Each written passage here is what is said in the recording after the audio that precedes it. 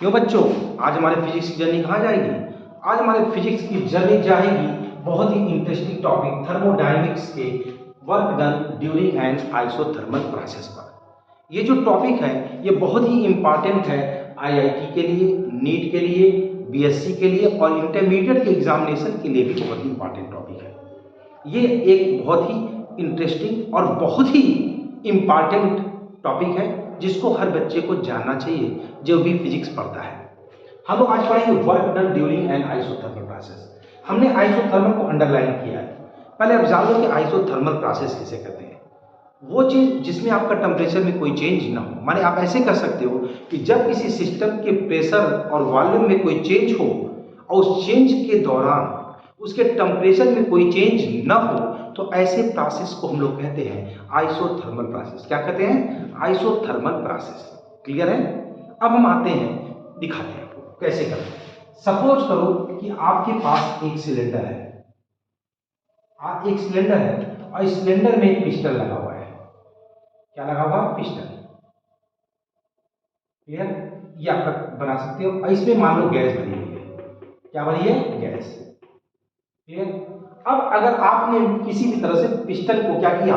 दबाया, माने गैस को कंप्रेस किया।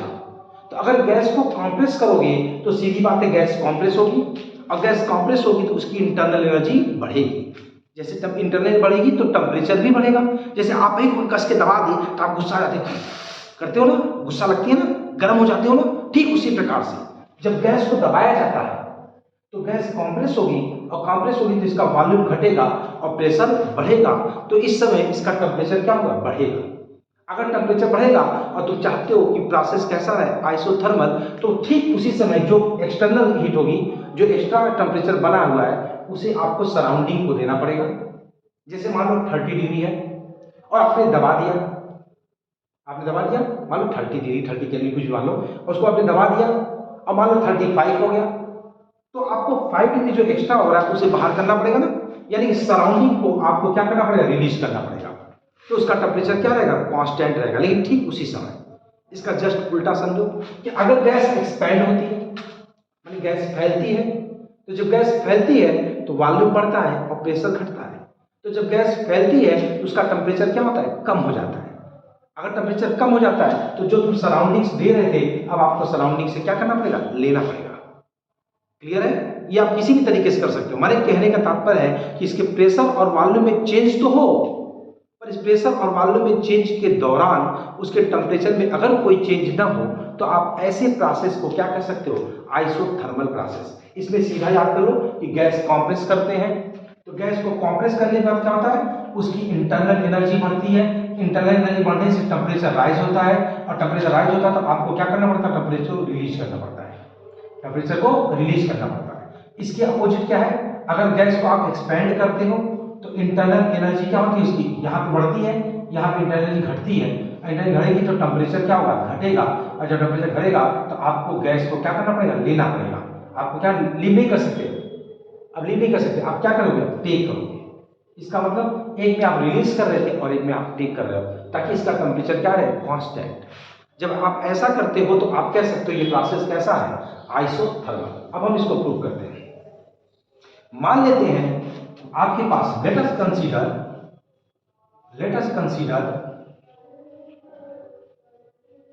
1 gram mole of a perfect gas. मान लिया आपने 1 ग्राम मोल परफेक्ट गैस ले लिया। क्लियर है?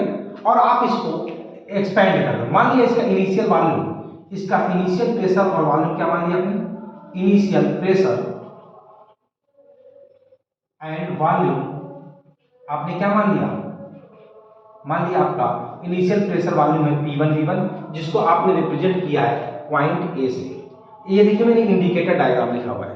तो जब P और V के बीच में जो ग्राफ होता है उसको कहते हैं इंडिकेटर डायग्राम। क्लियर है? और फिर बाद में इसका फाइनल, अब हमने गैस को एक्सपेंड कर दिया तो वॉल्यूम बढ़ जाएगा और वॉल्यूम बढ़ेगा तो प्रेशर घटेगा। तो देखो वॉल्यूम बढ़ा हुआ है इसलिए किधर है? राइट साइड में। वॉल्यूम बढ़ा है तो राइट साइड में, और प्रेशर घटा है तो कर कहाँ है? नीचे। इसलिए देखो ये बी पॉइंट जो है वो ए के क्या है? राइट साइड में, और इसकी क्या है नीचे राइट साइड ये शो करता है कि वॉल्यूम बढ़ा हुआ है, और ये नीचे बिलो जो ये शो करता है कि गैस क्या है उसका प्रेशर कम हो गया है। तो यहाँ पर मैंने कहा फाइनल प्रेशर एंड वॉल्यूम क्या होगा बेटा इसका P2 V2। क्लियर है। अब हम क्या करते हैं, अब हम मान गए कि आपके पास एक गैस है, मिटाते चलते थोड़ा जगह कम है, अब हम मिटाते चलते। हमने कहा मान लिया एक गैस है जिसका इनिशियल प्रेशर वॉल्यूम है P1 V1 और फाइनल प्रेशर वॉल्यूम है P2 V2 और इसका टेम्परेचर क्या है कांस्टेंट है। यहाँ पे भी टेम्परेचर कांस्टेंट है, यहाँ पे भी टेम्परेचर कांस्टेंट है, क्योंकि प्रोसेस हमने क्या लिया आइसोथर्मल। सबसे पहले हम क्या करते हैं, इसमें एक स्ट्रिप काट देते हैं E, F, G और H। तो आपको पहले भी बताया जा चुका है कि वर्क डन कैसे निकालते हैं। जब भी कभी ऐसा प्रोसेस आता है तो वर्क डन जो है हमेशा एरिया से निकालते हैं। तो ये छोटे से पार्ट में मान लो यहाँ से यहाँ तक आने में कितना वर्क डन होगा, तो सीधी बात है जब लिटिल एलिमेंट की बात हो रही है तो वर्क डन भी लिटिल होगा। इसको हम DW कहते हैं। DW बराबर area of strip, area of strip EFGH। अब एरिया EFGH है क्या, अब ध्यान दीजिए बहुत थोड़ा सा है, यानी एक प्रकार का ये रेक्टेंगल है। क्या है रेक्टेंगल। अब आप समझ गए ये आपका प्रेशर P मान लिया आपने, और ये वॉल्यूम में चेंज कितना है DV। तो ये प्रेशर इसका लेंथ हो गया और ये आपकी ब्रेथ हो गई, यानी आया क्या P और DV। तो आप ऐसे कह सकते हो प्रेशर और वॉल्यूम का मल्टीपल आपका क्या हो गया वर्क डन। तो ये छोटा सा वर्क डन। ऐसे आप बहुत सारे स्ट्रिप मान सकते हो, ऐसे ऐसे छोटे छोटे स्ट्रिप, इसमें बहुत सारे ऐसे छोटे छोटे स्ट्रिप मान सकते हो। अब सीधी बात है जब छोटे छोटे मानोगे तो DW DW DW DW DW total DW आएगा, कई बार DW आएगा। तो आप निकालोगे टोटल वर्क डन। क्या निकालोगे टोटल वर्क डन। जब टोटल वर्क डन निकालोगे तो सीधी बात है W equal to integral DW। पहले आप जानो इंटीग्रल कहां से आया। सबसे पहले सिग्मा होता था, सिग्मा को बाद में लिखा गया सम और फिर इसको बिगाड़ते बिगाड़ते यस कर दिया गया। अभी आपका लोअर लिमिट अपर लिमिट, इसको मैं अपनी भाषा में कहता हूं कि हीरो मैजेस्टिक से स्प्लेंडर प्लस। ये पुराना मेथड और ये नया मेथड। कहते हैं ना एक प्रचार आता ना, मिंटोस खाओ दिमाग की बत्ती जलाओ और बन मानुष से आदमी बन जाओ। तो अब हम लोग सिग्मा ला करके क्या करते हैं इंटीग्रल। अब सवाल ये पैदा होता है कि कहां से कहां तक इसकी लिमिट ली जाए। तो आप देखो ध्यान से DW आपने मान लिया।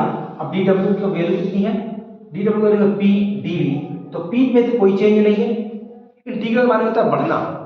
तो सीधी बात है कि कहीं तो वॉल्यूम में चेंज हुआ होगा।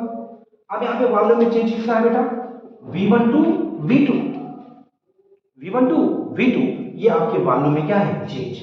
अब आप इसको निकालो W बराबर, अब V1 to V2 कैसे सॉल्व करेंगे क्लियर।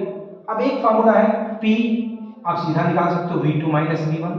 तो आपका एक वर्क डन ये भी हो गया, लेकिन हम इसको ऐसे नहीं करेंगे। हम जानते हैं, हम कहेंगे इसको PV इज इक्वल टू क्या होता है RT, क्योंकि आपने परफेक्ट गैस लिया था 1 ग्राम मोल। तो PV is equal to RT, तो putting the value of P is equal to क्या हो जाएगा RT अपॉन V। क्लियर। अब P की वैल्यू यहां पुट कर दे, क्या आएगा W is equal to integral V1 to V2 आएगा क्या RT अपॉन V इंटू क्या चीज DV। इसको थोड़ा सॉल्व कर दे बेटा, RT हो गया बाहर और ये आपका इंटीग्रल V1 टू V2 और DV अपॉन V। और आपको मालूम है कि DV अपॉन V जब नीचे वाले का डिफरेंशियल ऊपर जो का क्यों मौजूद होता है तो नीचे वाले का क्या होता है लॉग हो जाता है। क्या हो जाता है लॉग हो जाता है। इसका मतलब क्या हुआ W इक्वल टू ये RT अपने स्थान पे रह गया और इसका क्या आ जाएगा, इसका आएगा लॉग, जब कोई बेस नहीं होता बेस E होता है log V, और ये इंटीग्रल आपका गया V1 टू V2। अब एक बार अपर लिमिट एक बार लोअर लिमिट कैसे रखेंगे, इज इक्वल टू RT आपने उतार दिया, RT में कोई कंफ्यूजन नहीं है।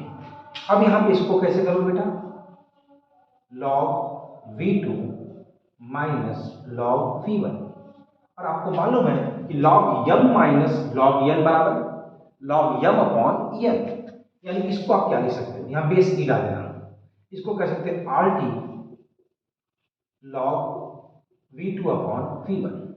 क्लियर। तो ये आपका W का फार्मूला आ गया बेस E पर। क्या फार्मूला आ गया बेस E पर आपका आ गया formula W equal to RT log V2 upon V1। हम यहां थोड़ा मिटा दें। अब देखो इसको कैसे करेंगे, इसको इसके साथ ले लेना अब हम इसको W इक्वल टू कैसे कर सकते हैं? अब जब कोई बेस ई से बेस 10 में चेंज करते हैं तो मल्टीपल करते हैं 2.3026 का मल्टीपल करते हैं और बाकी बचा आपका RT log V2 upon V1। ये आपका आंसर हो गया, बेस 10 हो गया। तो एक आंसर आपका ये निकल गया।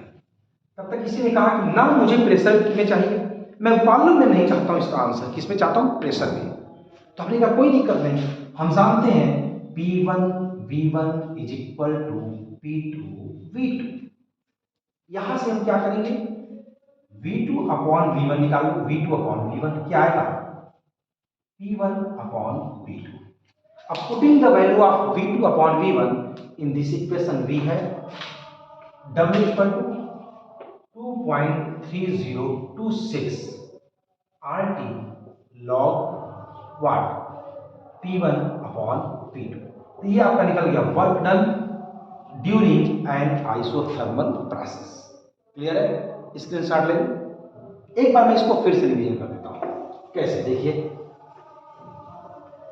कुछ भी नहीं करना है आपको। सबसे बड़ा एक लाइन में देखो, आपको निकालना है वर्क डन W। W बराबर इंटीग्रल DW। मेरा DW लिखने में नहीं कह रहा है। DW माने ये एरिया माने लेंथ इनटू ब्रेथ, इसका मतलब P और DB। अब वॉल्यूम कहां से कहां तक? V1 to V2। मेरा P लिखने का मन नहीं कह रहा है क्योंकि आपको मालूम है PV इज इक्वल टू क्या होता है? RT। देखिए फिजिक्स कैसे छोटा करते हैं। PV is equal to RT। मेरा P लिखने का मन नहीं कह रहा है, मैं P को मिटा देता हूं, मैं इसको लिखता हूं RT अपॉन V। मुझे ये नहीं पता चल रहा है कि जब R कांस्टेंट है और आइसोथर्मल प्रोसेस में TB कांस्टेंट है तो इंटीग्रल के अंदर इसका कोई काम है? नहीं है, क्योंकि आपको मालूम है कि इंटीग्रल और डिफरेंशियल सिर्फ उसी पे वर्क करता है जिसकी वैल्यू चेंज होती है। ना तो R चेंज होगा और नहीं T चेंज होगा। तो फिर ये यहां क्या कर रहा है? इसको हम कर देते हैं इंटीग्रल से बाहर, RT। अब ये क्या हो गया? dV upon V। अभी मैंने बताया था कि जब नीचे का डिफरेंशियल ऊपर ज्यों का त्यों मौजूद हो तो नीचे वाले का क्या होता है? लॉग हो जाता है। तो फिर ऐसे लिखने की कोई आवश्यकता ही नहीं है बेटा, सीधे इसको लिख दो log V और कहां से कहां तक? V1 to V2। अब आपको मालूम है कि एक बार अपर लिमिट एक बार लोअर लिमिट, तो आएगा log V2 minus log V1। और आपको मालूम है कि log V2 minus log V1 को लिख सकते हैं log V2 अपॉन V1। तो फिर इतना लंबा चौड़ा लिखने की जरूरत क्या है? सीधे लिख दो log V2 upon V1। Is that clear? तो ये आप देखो, एक आंसर आपका कंप्लीट हो गया बेस ई पर। अगर आप इसको बेस 10 पे करना चाहते हो तो आप क्या करोगे? 2.3026 RT log V2 upon V1 कर सकते हो। अब बेस क्या होगा? 10। अगर किसी ने कहा ना मुझे प्रेशर चाहिए, वॉल्यूम चाहिए, तो कोई दिक्कत नहीं। आपको मालूम है P1 V1 बराबर P2 V2, तो यहां से निकाल सकते हो V2 अपॉन V1 बराबर P1 upon P2। Putting the value of V2 upon V1 is equal to P1 upon P2 in this equation V है W is equal to RT log what? Base E P1 upon P2 is equal to, इसमें रखोगे तो 2.3026 RT log base 10 P1 upon P2। तो ये आपका equation निकल गया work done during an isothermal process. मेरे ख्याल से चीज समझ में आई होगी। ये कैसे है? जब आपने सिलेंडर में गैस रख दिया तो ये आपका इनिशियल प्रेशर और वॉल्यूम है, बाद में गैस एक्सपैंड हुई तो फाइनल प्रेशर और वॉल्यूम है। और इस दशा में अगर एक्सपैंड हो रही है तो आपको बाहर से एनर्जी क्या करनी पड़ेगी? देनी पड़ेगी, हीट लेनी पड़ेगी। ये ध्यान रखिएगा। अगर कंप्रेस करते तो हीट देनी पड़ती। क्लियर? देनी पड़ती, बाहर निकालना पड़ता।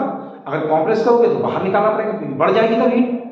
जैसे तुम्हारे पास पैसा ज्यादा हो जाए तो क्या करोगे? खर्च करोगे। अब पैसा कम हो जाए तो क्या करोगे? बाहर से लोगे ना। तो वो तुम्हारी क्या है? Internal energy. जैसे मान लो तुम्हारे पास 5 लाख रुपया रखे हुए हो और तुम्हें और पैसा मिल जाए 6 लाख रुपया, तो तुम्हें 1 लाख खर्च कर सकते हो ना। तो आपने खर्च कर दिया। आपने 5 लाख रुपया रखा हुआ है और 1 लाख कम हो गया, तो अब आप क्या करोगे? खर्च करोगे ना। आप क्या करोगे? गेन करोगे। तो बस यही बात है, इंटरनल एनर्जी बढ़ने लगेगी तो हम रिलीज करेंगे, इंटरनल घटने लगी तो हम क्या करेंगे? टेक करेंगे। क्लियर है? तो मेरे ख्याल से टॉपिक समझ में आया होगा। Work done and isothermal process.